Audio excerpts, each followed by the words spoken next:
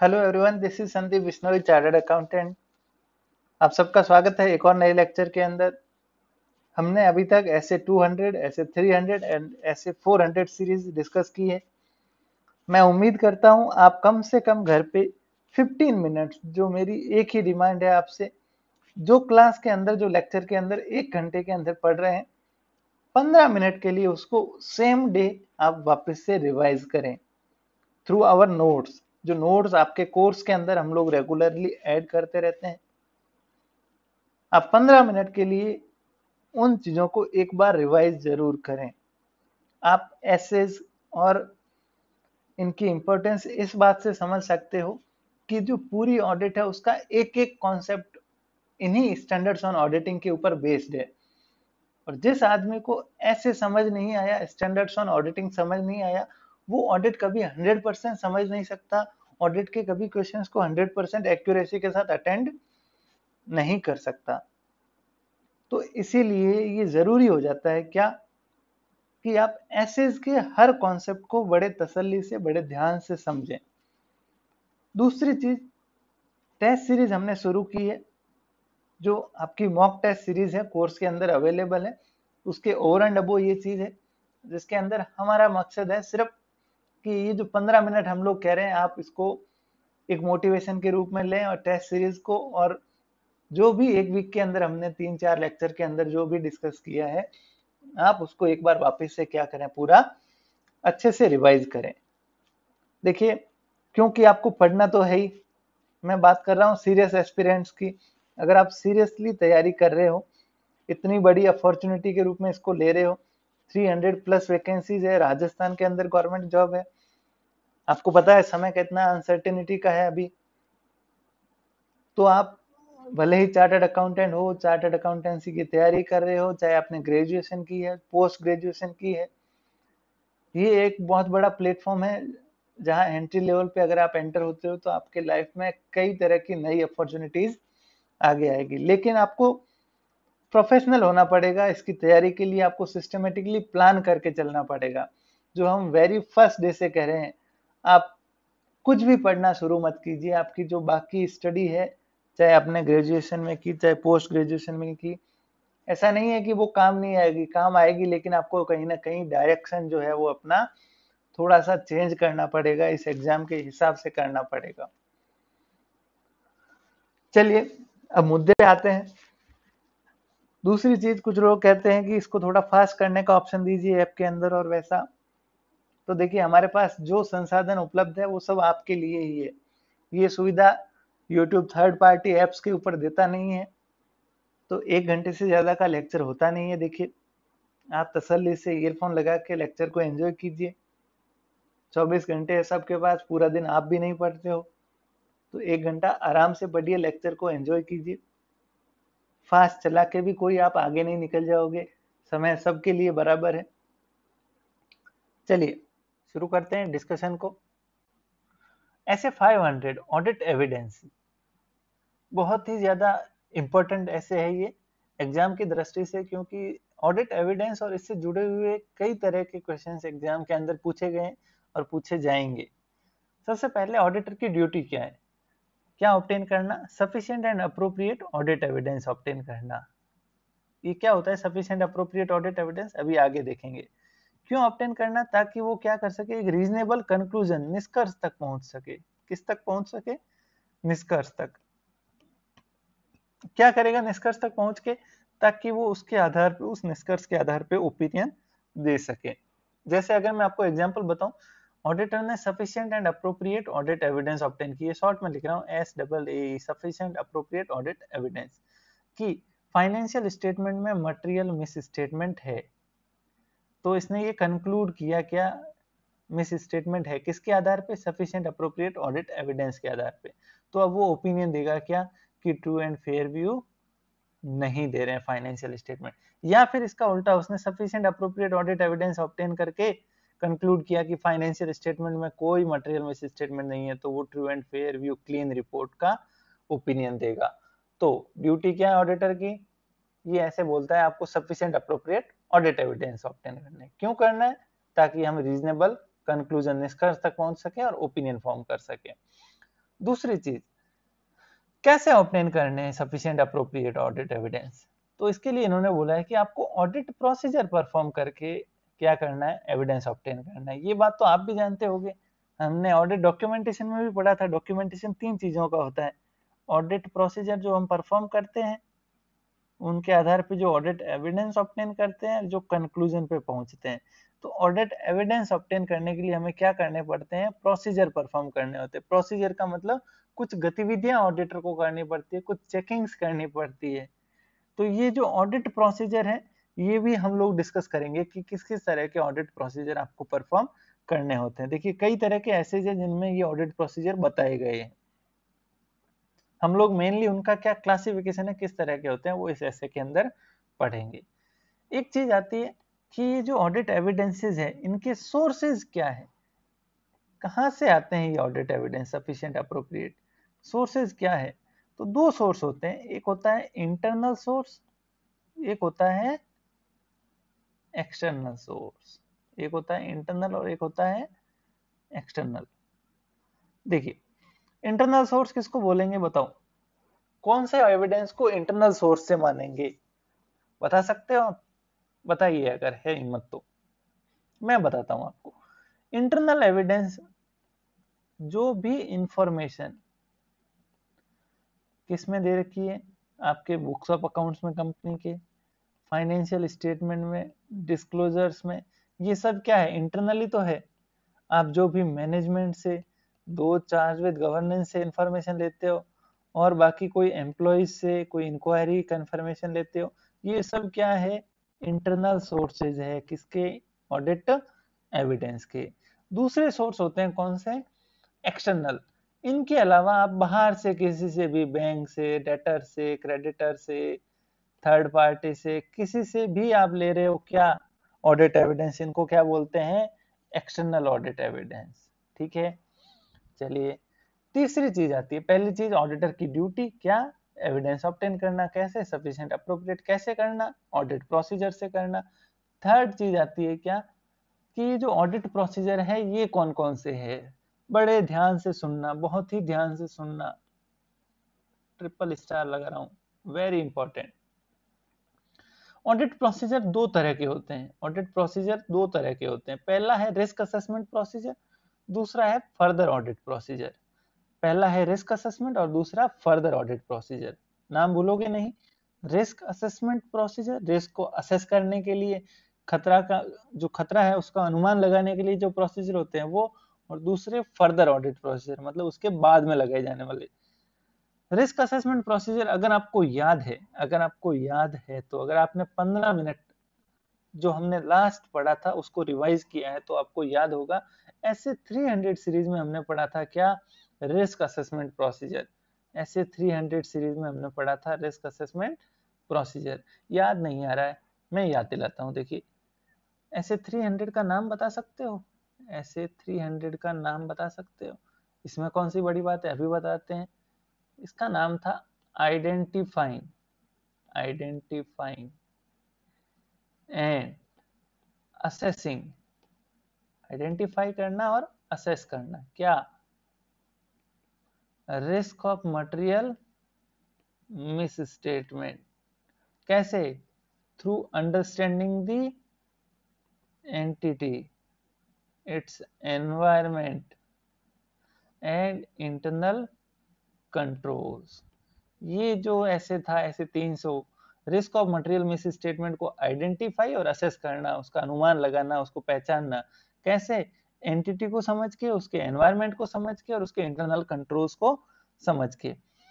इससे हमने पढ़ा था, एंटिटी को समझ के, एनवायरमेंट को समझ के वो क्या चेक करता है, इनहेरेंट रिस्क, और इंटरनल कंट्रोल से वो देखता है कंट्रोल रिस्क, और दोनों मिलके बन जाती है risk of material miss statement.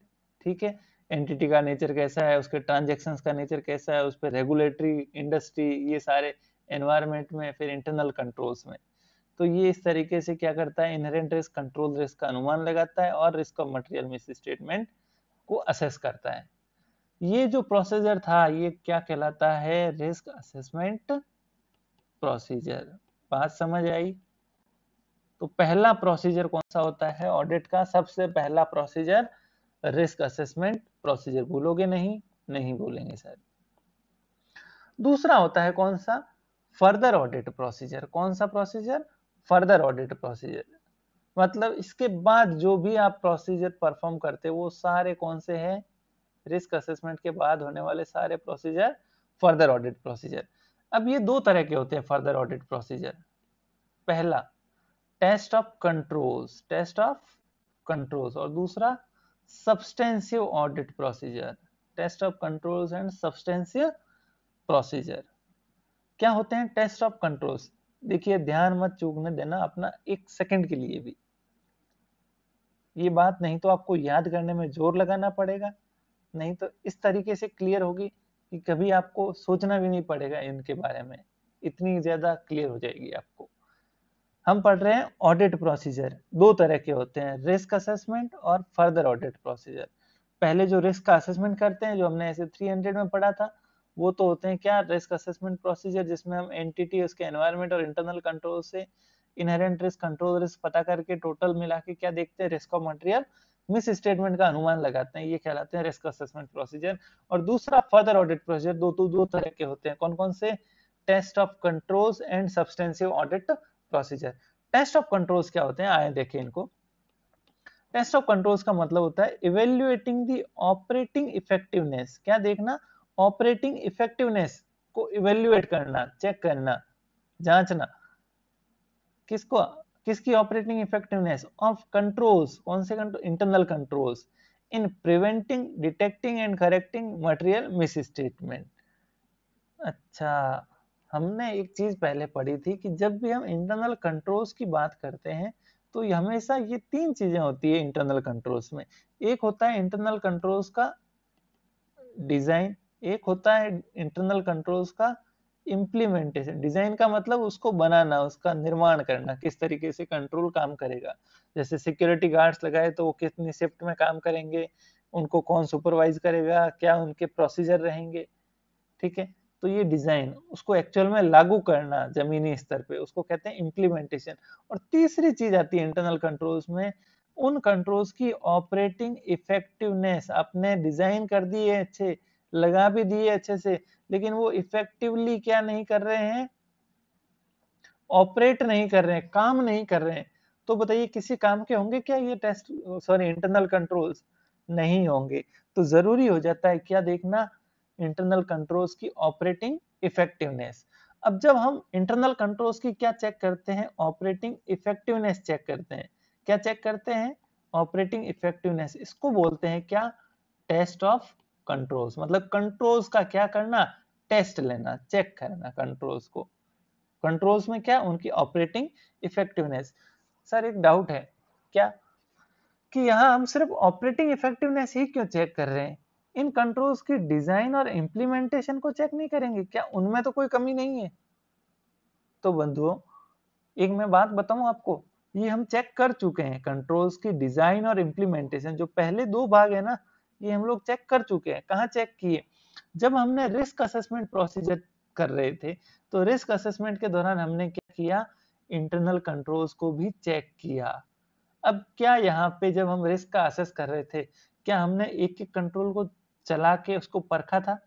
उसको चला के देखा था कि ऑपरेट कैसे कर रहे हैं? नहीं, हमने तो सिर्फ क्या किया था? रिस्क का अनुमान लगाना था।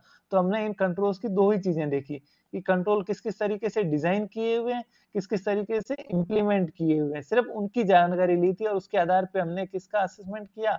कंट्रोल रिस्क का असेसमेंट किया। किसका असेसमेंट किया? कंट्रोल रिस्क का। कैसे?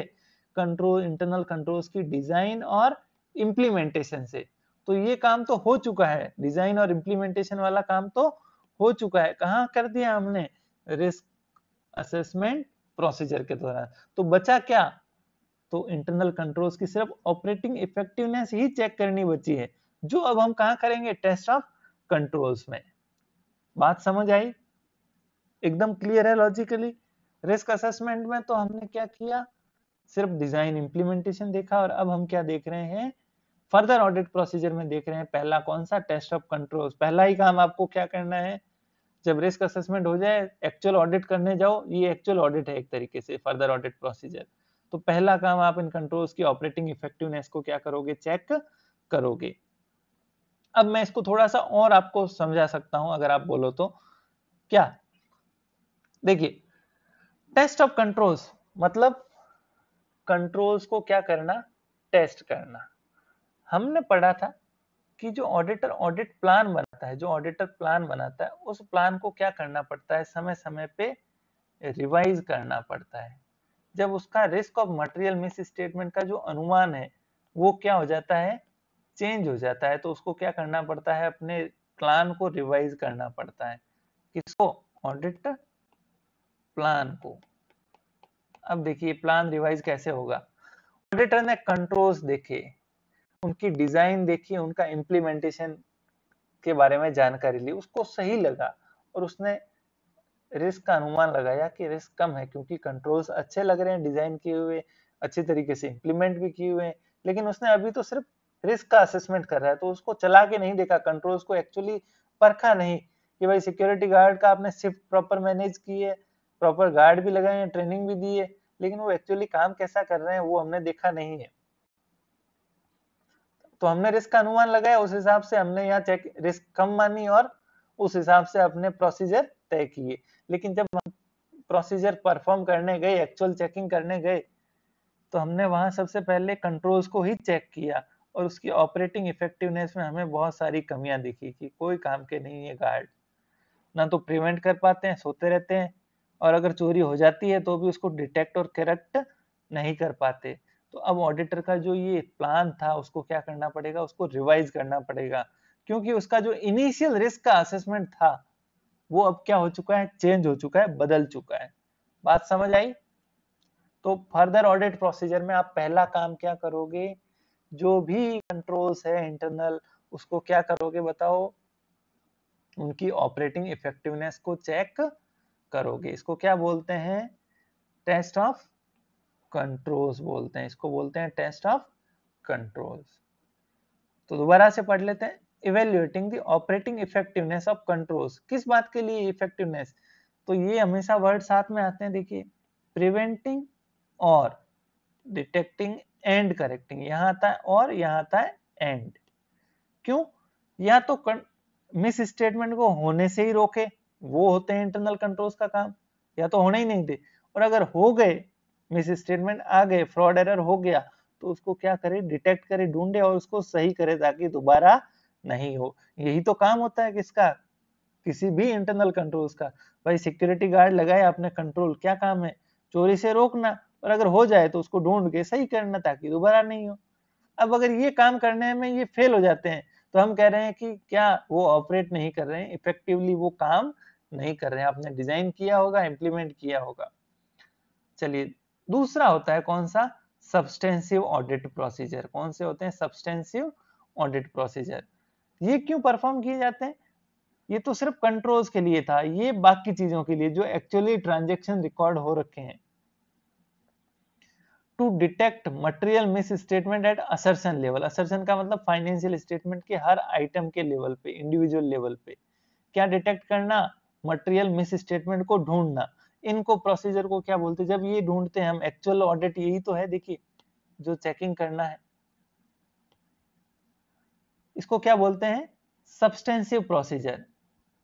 इससे क्या तय होती है, हमारी डिटेक्शन रिस्क तय होती है कि हम ज्यादा चेकिंग करेंगे असर्शन लेवल पे एक एक आइटम को, तो उस हिसाब से अपनी डिटेक्शन रिस्क क्या होगी, हाई या लो होगी। बात समझ आई? आपने शुरुआत में रिस्क का असेसमेंट किया, हाई या लो, फिर जब ऑडिट एक्चुअल करने गए तो आप सबसे पहले अपने कंट्रोल्स को ही वापस से टेस्ट कर रहे हो, और जो आपने शुरुआती अनुमान किया वो सही निकला, मतलब वैसे ही ऑपरेट कर रहे हैं इफेक्टिवली, तो अब आप क्या करोगे, एक्चुअल चेकिंग पे जाओगे और अपना डिटेक्शन रिस्क सेट करोगे कि भाई अगर ये हाई है तो इसको क्या रखना पड़ेगा, लो। हाई है मतलब यहाँ पहले ही खतरा ज्यादा है, आपने शुरुआत में अनुमान लगाया कि सही डिजाइन नहीं है, सही इंप्लीमेंटेशन नहीं है, रिस्क ज्यादा है, जब चेक किया तो वो भी वैसा ही निकला, तो अब आप क्या करोगे, ज्यादा से ज्यादा चेकिंग करोगे ताकि आपसे पीछे कुछ भी नहीं छूट जाए। तो क्या होगा, डिटेक्शन रिस्क आप क्या रखोगे, लो रखोगे। ये क्या कहलाता है, to detect material misstatement at assertion level, इसको बोलते हैं सब्सटेंसिव प्रोसीजर। ओके, बात समझ आई? ये दो तरीके के होते हैं सब्सटेंसिव प्रोसीजर। दो तरीके के होते हैं सब्सटेंसिव प्रोसीजर। कौन से? पहला होता है टेस्ट ऑफ डिटेल्स, पहला होता है टेस्ट ऑफ डिटेल्स, एंड दूसरा है test of sorry substantive analytical procedure. Test of details का मतलब मैं सिंपली आपको बोलूं, वाउचिंग एंड वेरिफिकेशन। ये क्या कहलाता है? Test of details. वाउचिंग होता है किसका? इनकम का और एक्सपेंडिचर का। वेरिफिकेशन होता है किसका? असेट्स का और लाइबिलिटीज का। ये एक्चुअल टेस्टिंग है। अब हर आइटम की क्या कर रहे हो? डिटेल में टेस्ट कर रहे हो, उसको वो क्या बोलते हैं? Test of details. दूसरा होता है सब्सटेंसिव एनालिटिकल प्रोसीजर। ये हम लोग थोड़ा सा आगे ऐसे 520 में अभी डिस्कस करेंगे। टेस्ट ऑफ डिटेल्स में क्या क्या चीजें होती है देखिए।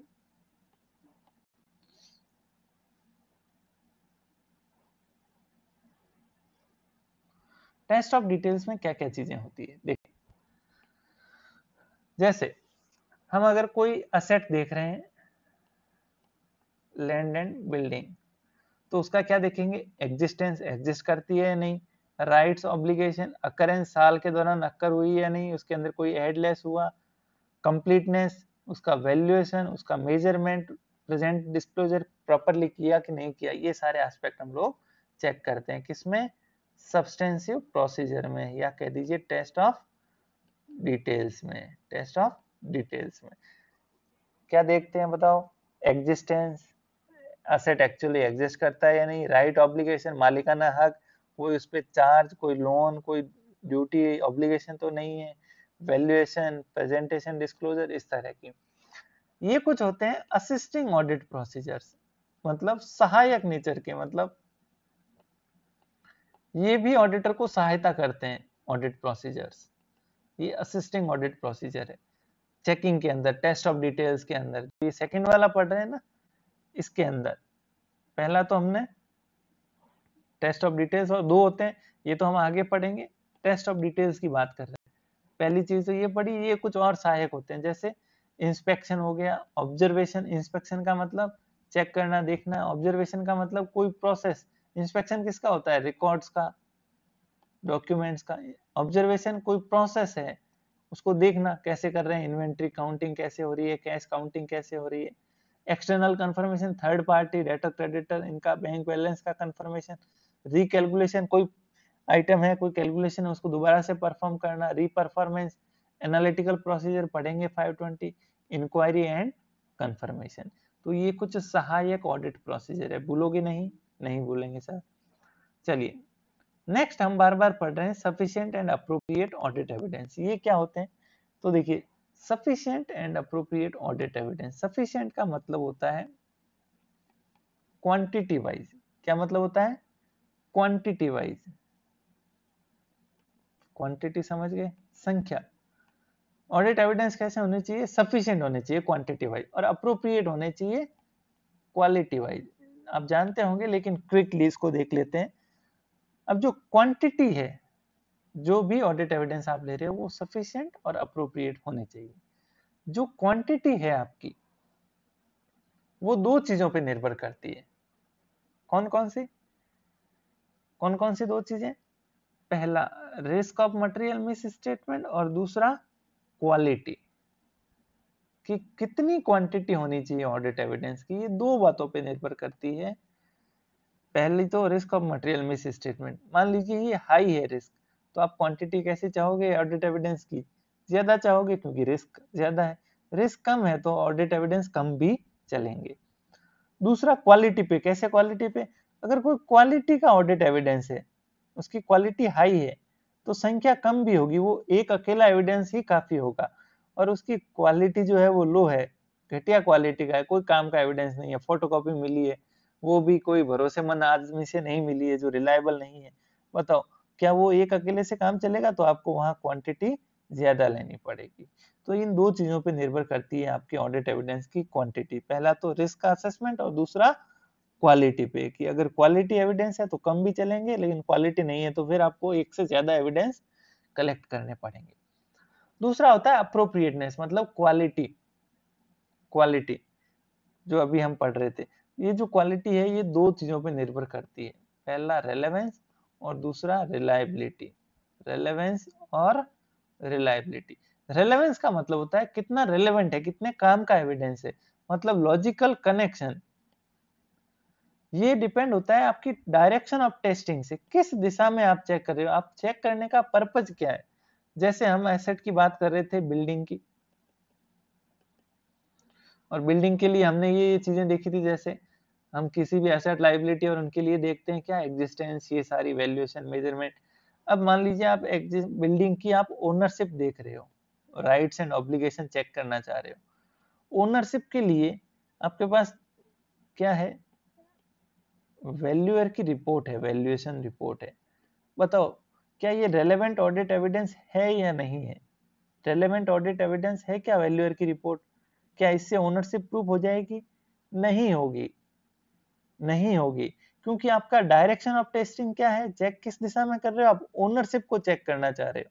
तो वैल्यूअर की रिपोर्ट से काम नहीं चलेगा, आपको क्या लेना पड़ेगा, इसकी रजिस्ट्री लेनी पड़ेगी बिल्डिंग की, इसका अप्रूव्ड मैप लेना पड़ेगा जो नगर निगम ने, नगर परिषद ने, लोकल अथॉरिटी ने जारी किया है। किसके नाम पे, एंटिटी के नाम पे होनी चाहिए रजिस्ट्री, ये मैप। तब आपको प्रूफ होगा कि ये ओनरशिप किसके पास है, उसके पास है, एंटिटी के पास। तो ये डिपेंड होती है डायरेक्शन ऑफ टेस्टिंग से। बताओ क्या इसको रेलेवेंट मानेंगे, नहीं मानेंगे। यहाँ रेलेवेंट क्या है, ये है। वहीं अगर आप इसी बिल्डिंग का वैल्यूएशन चेक कर रहे हो, क्या चेक कर रहे हो, वैल्यूएशन, तो ये जो रजिस्ट्री और मैप है ये आपके लिए क्या होंगे, इररेलेवेंट होंगे, कोई काम के नहीं। रेलेवेंट क्या होगा, वैल्यूअर की रिपोर्ट रेलेवेंट होगी। मतलब रेलेवेंस का मतलब लॉजिकल कनेक्शन, किसका, किसी भी एविडेंस का। ये एविडेंस है, रजिस्ट्री, मैप, वैल्यूअर की रिपोर्ट, ये एविडेंस है। इनका लॉजिकल कनेक्शन होना चाहिए किसके साथ, जिस डायरेक्शन में आप टेस्टिंग कर रहे हो। ओनरशिप देख रहे हो तो ये रिलेवेंट है, नहीं तो ये रिलेवेंट है। अब जो क्वालिटी है वो हम कह रहे हैं किस पे निर्भर करती है, रेलेवेंस पे। अगर कोई रेलेवेंट ऑडिट एविडेंस है, ओनरशिप के लिए ये मिल गया, तो इसकी क्वालिटी कैसी मानेंगे अपन, काम की चीज है ये तो। और ये मिल गया तो इसकी क्वालिटी कैसी होगी, लो होगी, ये काम का नहीं है। दूसरी होती है रिलायबिलिटी, मतलब कितना भरोसेमंद है, कितना एविडेंस भरोसेमंद है। अब रिलायबिलिटी दो चीजों से निर्भर होती है, नेचर और सोर्स। नेचर का मतलब एक रिटर्न होता है, एक ओरल होता है, एक विजुअल होता है। मतलब एक तो लिखित में दिया, एक बोल के बताया कोई एविडेंस, एक खुद देखा आपने। सबसे ज्यादा इसमें होगी, फिर इसमें होगी, इसमें सबसे कम होगी। क्या, रिलायबिलिटी, भरोसेमंद। रिटर्न है तो भरोसेमंद है, विजुअल आपने देखा तो भरोसेमंद है, बाकी ओरल तो कम भरोसेमंद है। दूसरा, सोर्सेज पे भी निर्भर करती है रिलायबिलिटी। हमने पढ़ा था दो सोर्स होते हैं, इंटरनल और एक्सटर्नल। इंटरनल और एक्सटर्नल, बताओ ज्यादा रिलायबल कौन सा होगा, इंटरनल या एक्सटर्नल, बताए बताए बताए। कौन सा ऑडिट एविडेंस ज्यादा रिलायबल होगा, इंटरनल या एक्सटर्नल, बताएं। देखिए दोनों ही रिलायबल हो सकते हैं। इंटरनल ऑडिट एविडेंस कब रिलायबल होगा, जब मैनेजमेंट जो है कंपनी की, उसकी इंटीग्रिटी पे, उसकी ईमानदारी पे आपको कोई डाउट नहीं है, कोई डाउट नहीं, आपको लगता है मैनेजमेंट एकदम ईमानदार है। तो अगर कोई इंटरनल एविडेंस है, मतलब बुक्स ऑफ अकाउंट्स में कोई इंफॉर्मेशन है, कोई डॉक्यूमेंट है, तो वो भी अपने आप में क्या है, रिलायबल है, वो भी भरोसेमंद है, अगर मैनेजमेंट की इंटीग्रिटी पे कोई डाउट नहीं है। लेकिन अगर डाउट है आपको, मैनेजमेंट पर ही शक है कि भाई खुद भी फ्रॉड में इन्वॉल्व हो सकते हैं, बताओ क्या ये रिलायबल होगा, इंटरनल नहीं। एक्सटर्नल बताओ, क्या एक्सटर्नल एविडेंस हमेशा ही रिलायबल होते हैं, एक्सटर्नल मतलब किसी बाहरी व्यक्ति से लिया, तो हमेशा ये भी नहीं होते रिलायबल। कब होंगे, जब जो थर्ड पार्टी है जिससे बाहर से ले रहे हो, उससे आपने क्या लिया है, डायरेक्टली लिया है, मतलब मैनेजमेंट के थ्रू नहीं लिया है। मैनेजमेंट के थ्रू लेंगे तो मैनेजमेंट हो सकता है उनको इन्फ्लुएंस कर दे, लेकिन अगर डायरेक्टली लिया तो वो ज्यादा भरोसेमंद होगा। फिर थर्ड पार्टी जो खुद है, उसका उसकी रिलायबिलिटी कैसी है, वो आदमी कैसा है, वो भरोसेमंद है तो वो भरोसेमंद होगा एविडेंस, उसका ही भरोसा नहीं है तो रिलायबल नहीं होगा। तो कहने का मतलब ये है, sufficient and appropriate audit evidence जो होते हैं, सफिशिएंट का मतलब होता है क्या, ध्यान से सुनना मेरे शब्दों को दोबारा प्लीज। सफिशिएंट का मतलब होता है क्वांटिटी, ऑडिट एविडेंस की क्वांटिटी वाइज ऑडिट एविडेंस क्या होने चाहिए, सफिशिएंट होने चाहिए। अप्रोप्रिएट का मतलब क्वालिटी वाइज भी ऑडिट एविडेंस क्या होने चाहिए, अप्रोप्रिएट होने चाहिए, सही होने चाहिए। अब जो क्वांटिटी है वो दो चीजों पे निर्भर करती है। रिस्क का अनुमान कैसा, जितनी ज्यादा रिस्क क्वांटिटी उतनी ज्यादा लेनी पड़ेगी। क्वालिटी पे भी डिपेंड करता है, अच्छी क्वालिटी का है तो कम भी चलेगा, घटिया क्वालिटी का है तो ज्यादा एविडेंस लेना पड़ेगा। क्वालिटी जो अप्रोप्रिएटनेस वो दो चीजों पे, रेलेवेंस और रिलायबिलिटी। रेलेवेंस का मतलब तो हमने कहा कितना संबंधित है हमसे, मतलब हमसे मतलब जिस दिशा में आप चेक करना चाह रहे हो क्या उसका उसके साथ कनेक्शन है कि नहीं। आप चेक कर तो कुछ और रहे हो, एविडेंस कुछ और दे दिया, बताओ कोई काम का होगा, तो वो रेलेवेंट नहीं है। ठीक है। अब देखिए आप पढ़ तो जूनियर अकाउंटेंट कर रहे हो और आपको कोई कोई दूसरी चीज आपको पकड़ा दूं मैं, बताओ क्या ये भरोसेमंद होगा, क्या ये रेलेवेंट होगा। आप पढ़ तो रहे हो चार्टर्ड अकाउंटेंसी, मैं आपको बीकॉम की किताबें दे दूं। आप पढ़ तो रहे हो कोई इंटरनेशनल टैक्सेशन, मैं आपको कोई दूसरा सोर्स की किताब ला के दूं कोई छोटे एग्जाम की, तो ये जो है वो रेलेवेंट नहीं है। ठीक है, काम तो आ सकती है लेकिन वो रेलेवेंट नहीं है, मतलब क्वालिटी नहीं रहेगी उसमें। ओके ओके, चलिए नेक्स्ट ऐसे है ऐसे 501, ऐसे 501। अब हम इस 500 सीरीज के अंदर जितने भी ऐसे पढ़ेंगे वो किसी खास मकसद के लिए बनाए गए, किसी खास चीज के लिए ही बनाए, आइटम के लिए बनाए हुए हैं। तो क्विकली इनको देखते हैं, बड़े ही आसान है, आप ध्यान से समझिएगा। पहले एक बार ऐसे 500 आप वापस देख लेना। दो तीन चीजें थी, ऑडिटर की ड्यूटी, सफिशिएंट अप्रोप्रिएट क्या होते हैं, और ऑडिट प्रोसीजर्स कौन कौन से हैं, रिस्क असेसमेंट, फर्दर, फर्दर वापस दो में थे, और ये इस तरीके से। ठीक है, specific consideration for selected item, कुछ सेलेक्टेड आइटम के लिए ऑडिटर को खास ध्यान देना है। ठीक है, क्या है वो सेलेक्टेड आइटम, तीन चीजें हैं। देखिए, to obtain sufficient and appropriate audit evidence, फिर से वही शब्द क्या लेना है आपको, सफिशिएंट अप्रोप्रिएट ऑडिट एविडेंस।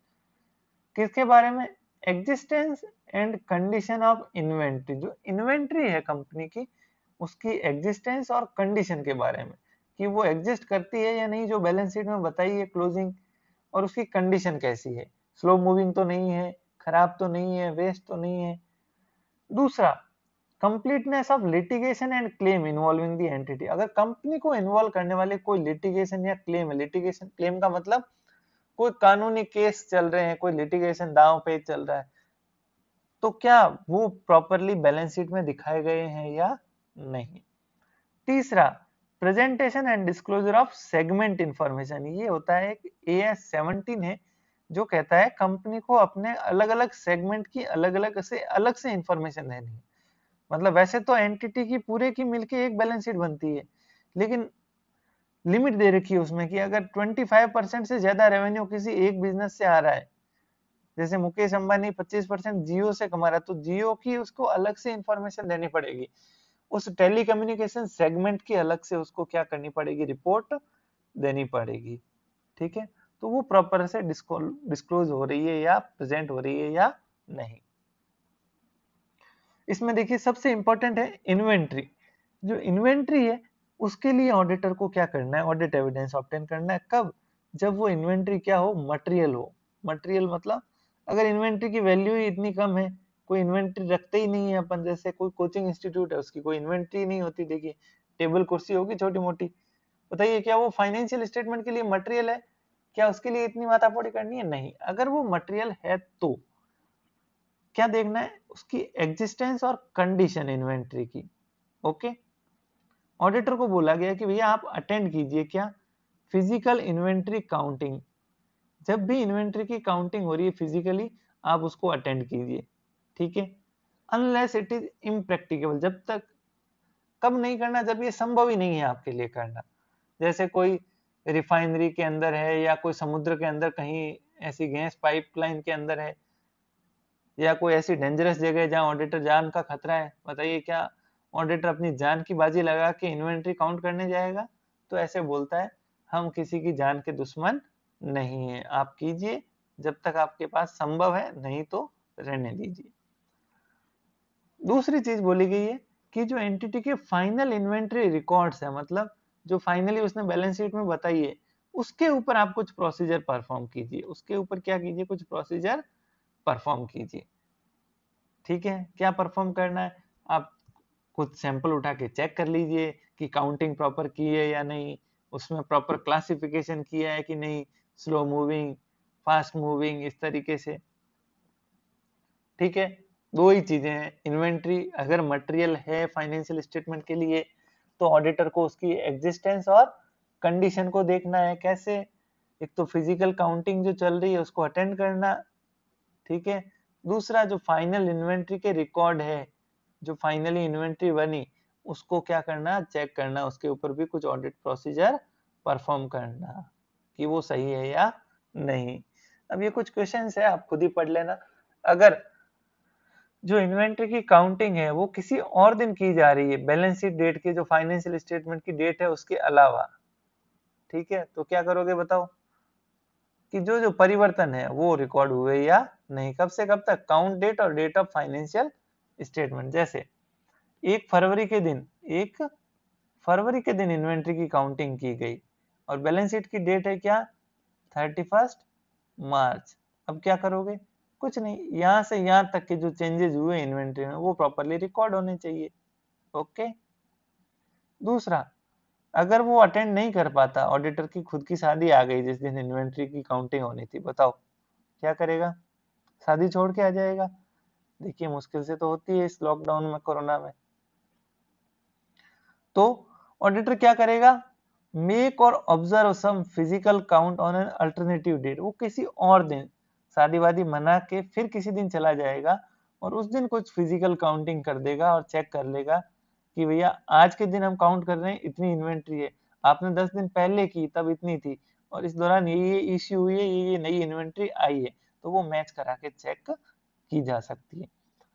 तीसरा, ये संभव ही नहीं है, इम्प्रैक्टिकेबल है, तो कुछ अल्टरनेटिव ऑडिट प्रोसीजर, कोई एक्सपर्ट को बुला लो जो गैस को पाइपलाइन में कितनी है उसको चेक कर सके, या ऐसा कोई डेंजरस नेचर का केमिकल है तो कोई एक्सपर्ट होगा जो इसको चेक कर सकता है। वो अल्टरनेटिव प्रोसीजर से आप क्या कीजिए, उसके एग्जिस्टेंस और कंडीशंस को चेक कीजिए। दो चीजें, existence and condition of inventory, if it is material for financial statement. बोलोगे नहीं, नहीं बोलेंगे सर, ओके। दूसरा, litigation and claims. Litigation claim क्या होते हैं, कोई वाद विवाद जिसमें कंपनी फंसी हुई है, कोई कंपनी के खिलाफ केस लगाया, कंपनी डव साबुन बेचती है, उसने कहा 7 दिन में त्वचा एकदम गोरी घट, बताइए, आपने लगाया, मैंने लगाया, लेकिन आपके तो असर हुआ, मेरे कुछ खास असर नहीं हुआ, तो मैंने कंपनी के ऊपर क्या कर दिया, क्लेम लगा दिया, दावा लगा दिया कि भैया 50 करोड़ रुपए दीजिए, मैं तो गोरा नहीं हुआ। अब बताओ, क्या कंपनी को ये 50 करोड़ रुपए की लाइबिलिटी दिखा देनी चाहिए सीधी, तो ऐसा तो नहीं है, एएस इसके लिए कुछ बोलता है। क्या प्रोविजन कंटीजेंट लाइबिलिटी दिखा दे, तो उसके लिए भी ऐसे कुछ, सॉरी, एएस कुछ बोलता है। तो ऑडिटर को यही देखना है कि ऐसे जितने भी लिटिगेशन क्लेम है उनके लिए जो भी फाइनेंशियल रिपोर्टिंग फ्रेमवर्क, मतलब एएस या कंपनी लॉ में जो भी रिक्वायरमेंट है, क्या वो पूरी हो रही है या नहीं हो रही है। बात समझ आ गई। Auditor shall design and perform audit procedure in order to identify litigation claim, पहले तो ढूंढना कितने क्लेम है, which may give rise to risk of material misstatement, जिसकी वजह से कोई खतरा हो सकता है, फाइनेंशियल स्टेटमेंट में गड़बड़ हो सकती है। कैसे चेक करेगा बताओ, सबसे पहले मैनेजमेंट से ही पूछ लीजिए, और जो कोई इंटरनल कंपनी के अंदर लीगल डिपार्टमेंट है उससे पूछ लीजिए। दूसरा, reviewing minutes of meeting of दो कंपनी के जो बोर्ड ऑफ डायरेक्टर्स है, ऑडिट कमेटी है, एमडी है, उसकी जितनी भी मीटिंग्स है ना उनके मिनट्स देख लीजिए, क्योंकि अगर कोई बड़ा लिटिगेशन क्लेम होगा तो उनकी मिनट्स के अंदर मीटिंग में डिस्कस हुआ होगा। ठीक है, कंपनी का कोई एक्सटर्नल लीगल एडवोकेट है उससे पूछ लीजिए, लीगल एक्सपेंसेस का खर्चा देख लीजिए अकाउंट्स में, अगर अचानक से खर्चा बढ़ा हुआ है मतलब कंपनी कहीं ना कोई वाद विवादों में फंसी हुई है।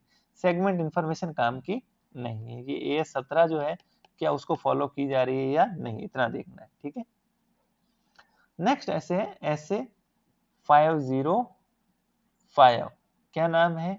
External confirmation. एक्सटर्नल कंफर्मेशन जैसा नाम से ही पता चल रहा है, क्या मतलब है एक्सटर्नल कंफर्मेशन का?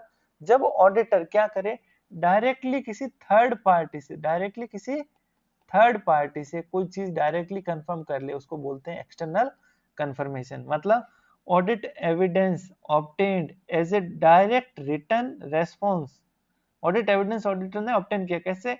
Direct written response to the auditor from a third party, किसी थर्ड पार्टी से बाहरी, द कंफर्मिंग पार्टी जिसको बोलते हैं, in paper form, electronic form or other medium, कैसे भी हो सकता है। बात समझ आ गई? कंपनी से नहीं, कंपनी के किसी बाहरी थर्ड पर्सन से, कोई क्रेडिटर, कोई डेटर, बैंक, या कंपनी का स्टॉक किसी के पास पड़ा है, इसके होलसेलर के पास, उससे स्टॉक कंफर्म करने के लिए, तो किसी भी पर्पज से ऑडिटर अगर थर्ड पार्टी से, बाहरी व्यक्ति से पूछती है तो उसको क्या बोलते हैं? External confirmation. अब एक्सटर्नल कंफर्मेशन का प्रोसेस क्या होगा? सबसे पहले आपको देखना क्या इंफॉर्मेशन आप पूछना चाहते हो डायरेक्टली। जैसे क्रेडिटर है तो उससे बैलेंस पूछेंगे, डेटर है तो उससे बैलेंस, स्टॉक किसी के पास है तो उसका स्टॉक की कंडीशन, बैंक से पूछेंगे तो बैंक बैलेंस। तो इंफॉर्मेशन देखनी है आपको सबसे पहले। फिर कंफर्मिंग पार्टी सेलेक्ट करना। अब डेटर है, सामने वाली कोई कंपनी है, आप रिलायंस की ऑडिट कर रहे हो, रिलायंस ने पैसा ले रखा है एल से। अब बताओ, आपको तय करना पड़ेगा आप एल में भी किससे पूछोगे? क्या एल के गेट पे जो खड़ा है व्यक्ति उससे पूछोगे, चौकीदार से पूछोगे, सीधा एमडी से पूछोगे? तो आप सेलेक्ट करोगे अप्रोप्रिएट कंफर्मिंग पार्टीज। अच्छा, दूसरा ये भी हो सकता है ऐसी क्रेडिटर्स में हजारों पार्टियां हैं, क्या सबसे पूछेंगे? तो हमने सेलेक्ट की नहीं, सिर्फ हाई वैल्यू आइटम 1 करोड़ से ऊपर के, ऐसा कुछ लिमिट, तो वो पार्टी सेलेक्ट करना। तीसरा, कंफर्मेशन रिक्वेस्ट डिजाइन करना। क्या मतलब है इसका रिक्वेस्ट डिजाइन करना? तो रिक्वेस्ट दो तरह की हो सकती है, एक होती है पॉजिटिव और दूसरी होती है नेगेटिव। ध्यान से सुनना। पॉजिटिव कंफर्मेशन रिक्वेस्ट वो होती है जहां ऑडिटर सामने वाले को कोई चीज कंफर्म करने के लिए कहता है कि भैया आपका बैलेंस हमारे बुक्स में 10,000 रुपए बता रहा है, आप इसको कंफर्म कीजिए। अब चाहे 10,000 है तो भी आपको बताना है कि हाँ सही है, नहीं है तो भी बताना है। मतलब पॉजिटिव में सामने वाले को रिप्लाई हर हाल में करना ही है। जैसे खामोशी को हाँ नहीं समझना है, मतलब सामने वाले को कह दिया कि भैया मैसेज भेजा है, खत लिखा है पूरा, अगर स्वीकार हो तो मुस्कुरा देना, नहीं तो कोई बात नहीं। अब सामने वाले ने कोई रेस्पॉन्स नहीं किया, आप उसको क्या मानोगे, हाँ कि ना? बताओ बताओ। चलिए अब वो आप मानते रहना। अगर ऐसी रिक्वेस्ट है जहां हम खामोशी को हाँ या ना समझ रहे हैं, उसको नेगेटिव कंफर्मेशन कहते हैं। कि अगर आप सिर्फ उससे एग्री नहीं कर रहे हो तो ही बताना, अदरवाइज हम समझ जाएंगे। सामने वाले को कहा कि आपका बैलेंस कितना है, 10,000 है। आपका बैलेंस कितना है, 10,000 है। सामने वाले को बोला थर्ड पार्टी को कि अगर आप एग्री नहीं करते हो कि नहीं 10 नहीं साहब, हमारे तो 11,000 होने चाहिए, तो आप बताइए। अगर 10 है तो बताने की जरूरत नहीं, वापस लिखने की जरूरत नहीं, हम मान लेंगे कि सही है। वैसा ही जैसे मैंने आपको कहा, खामोशी को क्या मानना, हाँ मानना। बिल्कुल, आपने लेटर लिखा और सामने वाले को क्या बोला, सामने वाली को कि अगर स्वीकार है, अगर स्वीकार है तो बस कुछ मत करना, लेकिन अगर अस्वीकार है तो चप्पल जूता सामने से जरूर आएगा। तो वो रेस्पॉन्स कब कर रही है सामने वाली पार्टी, जब उसका नेगेटिव कंफर्मेशन है, ठीक है? अदरवाइज वो रेस्पॉन्ड नहीं कर रही है, ठीक है? पढ़ लेना। रिक्वेस्ट दैट कंफर्मिंग पार्टी मतलब वो third party, respond directly to auditor indicating whether confirming party agree or disagree, दोनों में हाँ या ना विद द इंफॉर्मेशन। और इसमें ओनली इफ डिसएग्री, अगर वो उसके साथ एग्री नहीं है तो ही रेस्पॉन्स करना है। ओके, अब बताओ ज्यादा भरोसेमंद कौन सा है, ज्यादा भरोसेमंद कौन सा है? जवाब दीजिए दीजिए दीजिए दीजिए, सोचिए। पॉजिटिव कंफर्मेशन रिक्वेस्ट या नेगेटिव कंफर्मेशन रिक्वेस्ट? देखिए ज्यादा भरोसेमंद पॉजिटिव है। क्यों? पॉजिटिव में आपके पास हर केस के अंदर हर आदमी क्या कर रहा है, रिप्लाई कर रहा है, चाहे वो एग्री कर रहा है या नहीं कर रहा है। नेगेटिव में वो सिर्फ कभी रिप्लाई करेगा जब वो एग्री नहीं कर रहा है। अब मान लो सामने वाले को मिला ही नहीं अपना लेटर, कोई जवाब नहीं आया, और हम तो इधर लड्डू बांटने लग गए कि सामने से कोई मना नहीं आया इसका मतलब हाँ है, शादी की तैयारियां शुरू कर दी आपने। बताइए, धोखा हो जाएगा आपके साथ। तो नेगेटिव कंफर्मेशन में रिप्लाई नहीं आता है आपके पास हर केस में, तो ये कम भरोसेमंद है। आप तो इसके आधार पे मान के चलते हो क्या कि सब कुछ सही है इसलिए जवाब नहीं आया होगा, लेकिन हो सकता है सामने वाली पार्टी को मिला ही नहीं हो, या उसने रिप्लाई भेजा वो अपने तक नहीं पहुंचा हो। ठीक है, तो it is more reliable positive. लेकिन एक बात बताओ, क्या हमने सामने वाले को ऑर्डर दिया कि भैया बताओ, क्या सामने वाला बताएगा ही बताएगा हर बार? दूसरा, सबको लेटर भेज दिया, हजारों लेटर अपने पास आ गए, क्या एक एक को पढ़ के ऑडिटर चेक कर पाएगा? नहीं।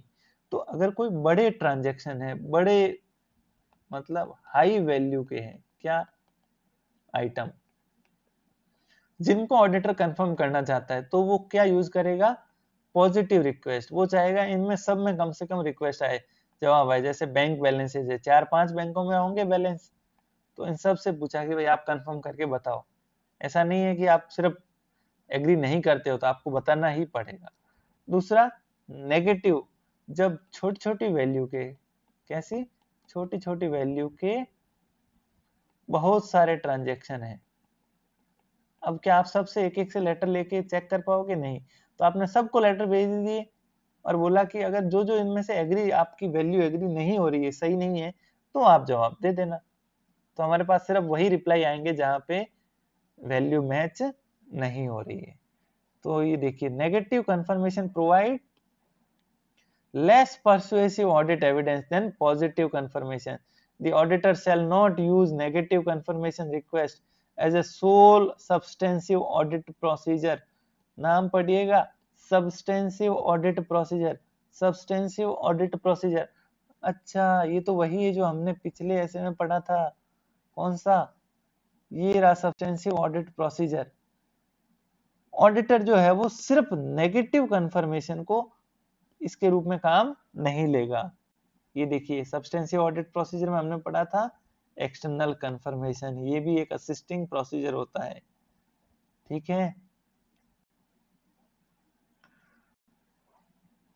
देखिए सिर्फ इसको यूज नहीं कर सकता, सिर्फ इसके भरोसे रह गया, सबको लिखा कि जिन जिन का रिप्लाई आएगा वहां वहां गड़बड़ होगी। बताइए, क्या ऑडिटर सही ऑडिट कर रहा है क्या? नहीं। लेकिन ये कब किया जा सकता है? इन शर्तों में किया जा सकता है, जैसे हमने कहा कि वैल्यू जो है वो क्या है, स्मॉल वैल्यू है और लार्ज नंबर ऑफ ट्रांजेक्शन है। ट्रांजेक्शन बहुत सारे हैं, वैल्यू सबकी कम कम है। दूसरा, जब वहां पे risk of material misstatement क्या है, लो है। Risk of material misstatement low है, मतलब कंपनी ने अपने सारे एम्प्लॉयज को थोड़ा थोड़ा एडवांस लोन दे रखा है। अब बताओ, कंपनी के ही एम्प्लॉय कहीं वो लेके भाग सकते हैं क्या? सैलरी से डिडक्ट कर देंगे, तो यार रिस्क क्या है, खतरा होने की कम है। ठीक है, तो इन केसेस के अंदर ऑडिटर नेगेटिव कंफर्मेशन यूज करेगा, अदरवाइज पॉजिटिव यूज करेगा। ओके, चलिए नेक्स्ट। ये कुछ इफ बट है, तो इनको आप खुद ही देखिएगा। मैं आपको सिर्फ एक बार हिंट दे देता हूं। अगर मैनेजमेंट जो है वो मना कर देता है ऑडिटर को कि भैया आपको क्या नहीं करना है, किसी किसी थर्ड पार्टी को परेशान नहीं करना है लेटर लिख लिख के, बताओ क्या करोगे? तो वो देखेगा कि भाई मैनेजमेंट ऐसा कह रहा है, उसके पीछे कोई जस्टिफाइड कारण है या नहीं। अगर कोई रीजन है जस्टिफाइड तो कोई बात नहीं, हम अल्टरनेटिव ऑडिट प्रोसीजर परफॉर्म कर लेंगे। और अगर कोई कारण नहीं है, मैनेजमेंट अपनी मर्जी से ही मना कर रहा है, तो ऑडिटर क्या करेगा भाई? अब फ्रॉड का इंडिकेशन है, या कुछ खतरा हो सकता है, तो वो इसके बारे में एविडेंस ऑब्टेन करेगा और अपने ओपिनियन में इसको कंसीडर करेगा। रिजल्ट क्या हो सकते हैं बताओ? If respond is not reliable, जवाब तो आया लेकिन ऑडिटर को रिलायबल नहीं लग रहा है, तो क्या देखेगा? इसका impact risk of material misstatement में क्या हो रहा है, रिस्क ऑफ फ्रॉड पे क्या हो रहा है, और इसकी बाकी ऑडिट प्रोसीजर पे क्या इम्पैक्ट पड़ेगा। मतलब जवाब आ रहे हैं, हमने सबको लिखे, लेकिन हमें लग रहा है नहीं नहीं भरोसा नहीं हो रहा है इन सब पे, तो क्या करोगे, आप रिस्क का असेसमेंट करोगे, दोबारा से फ्रॉड के चांसेस देखोगे और बाकी ऑडिट प्रोसीजर को डिजाइन करोगे।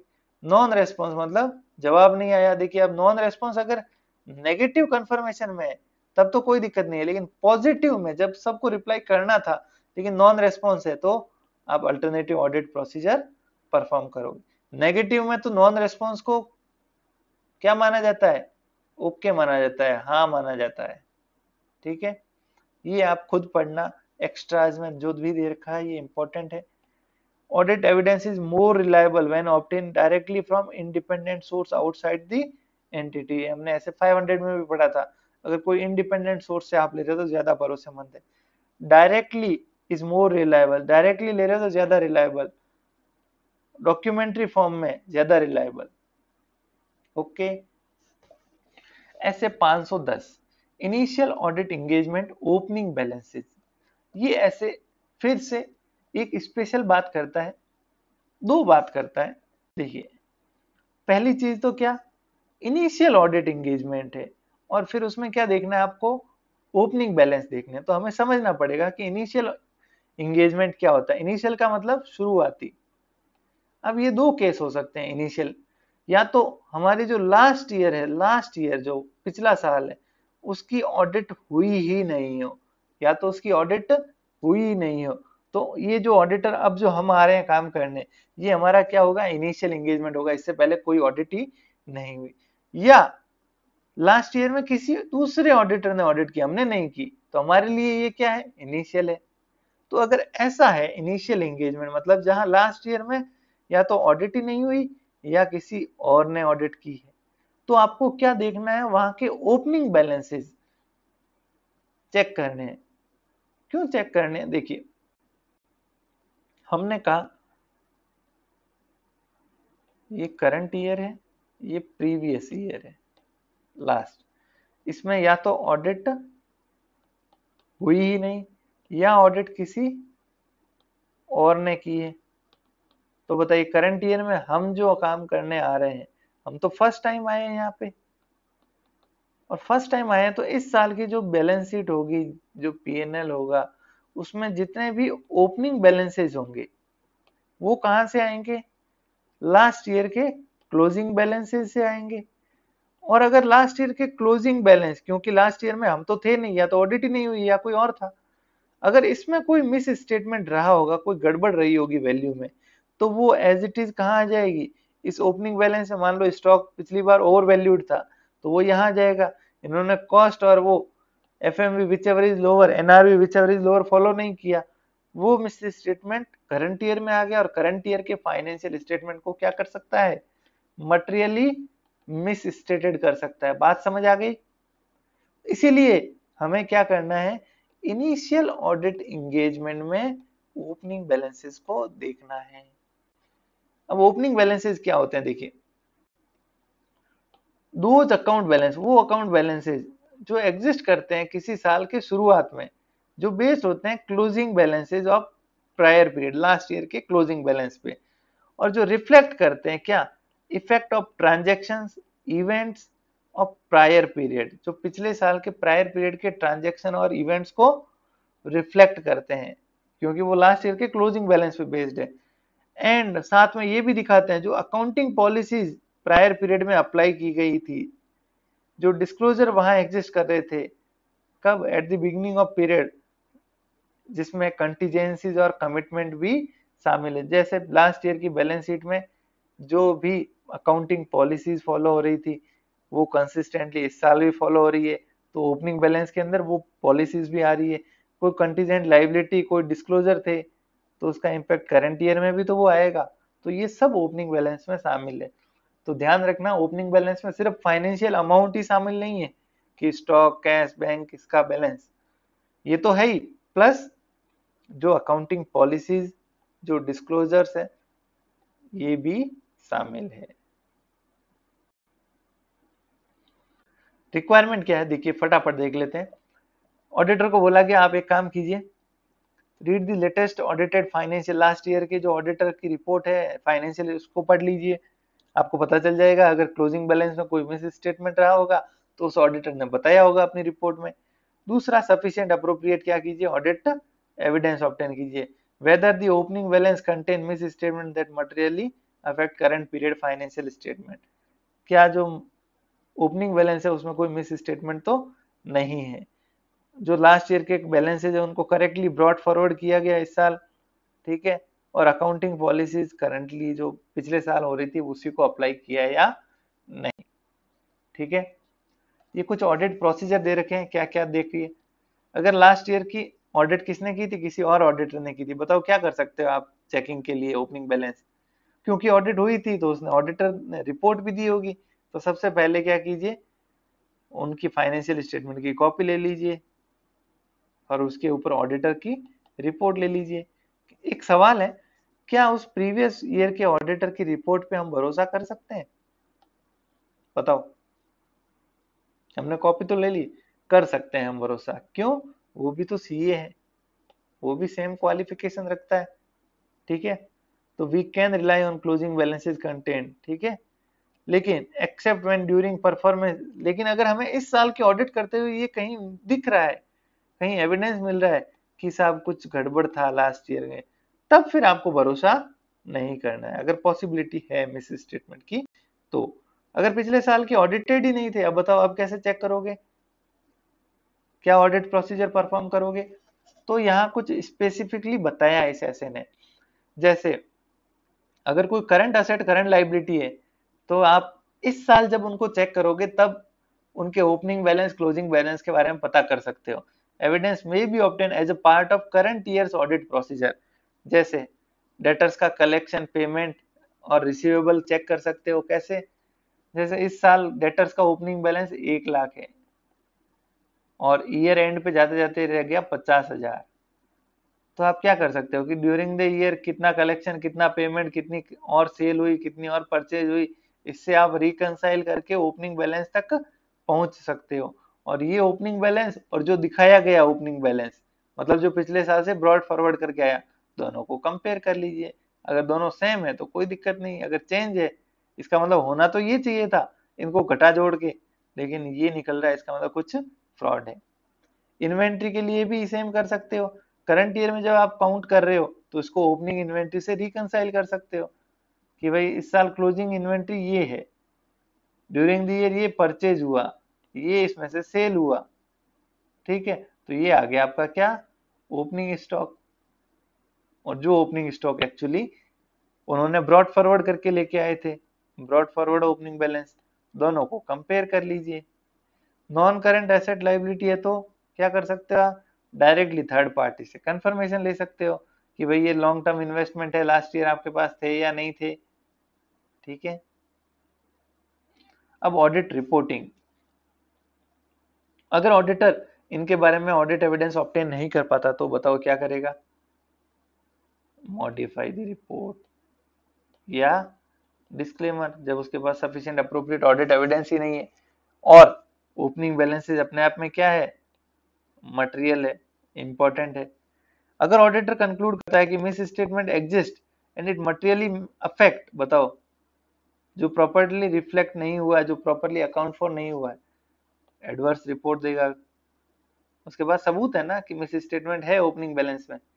तीसरा, वो कंक्लूजन देता है अकाउंटिंग पॉलिसीज के बारे में कि current period's accounting policy are not consistently applied in opening balances, कि जो अकाउंटिंग पॉलिसीज है वो कंसिस्टेंटली अप्लाई नहीं हुई है या उनके अंदर कोई चेंज है, तो अकाउंटिंग पॉलिसी चेंज जब होती है तब भी कुछ प्रेजेंटेशन डिस्क्लोजर देने पड़ते हैं, वो नहीं दिए गए हैं तो भी ऑडिटर क्या करेगा, क्वालिफाइड या एडवर्स ओपिनियन देगा।